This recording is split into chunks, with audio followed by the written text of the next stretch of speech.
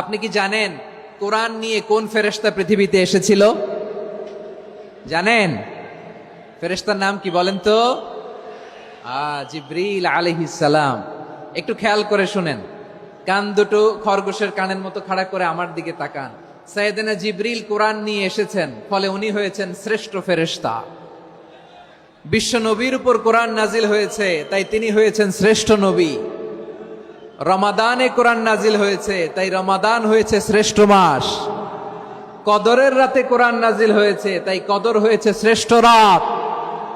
আমরাও যদি কোরআনের সাথে সম্পর্ক বাড়াই, আমাদের মর্যাদাও এরকম, আমাদেরকেও শ্রেষ্ঠ মানুষ বানায় দিবে কে? এজন্য কোরআনের সাথে সম্পর্ক বাড়াইতে রাজি আছেন তো? যারাই কোরআনের সাথে সম্পর্ক বাড়ায়, এদের মর্যাদা বাড়ায় দেয় কে?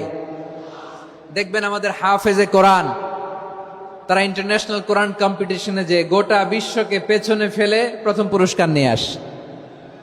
এত ছোট ছোট বাচ্চা, ও সমাজ বোঝে না, রাজনীতি বোঝে না, টাকা পয়সা বোঝে না, কিচ্ছু বোঝে না, কিন্তু গোটা বিশ্বে ওকে সম্মানের চেয়ারে আসীন করেছে কে?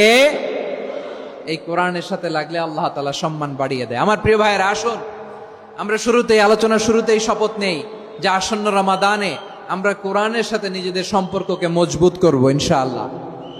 সবাই বলুন ইনশাআল্লাহ। শাবান মাস আসলে, রজব মাস আসলে সাহাবারা কি করতেন?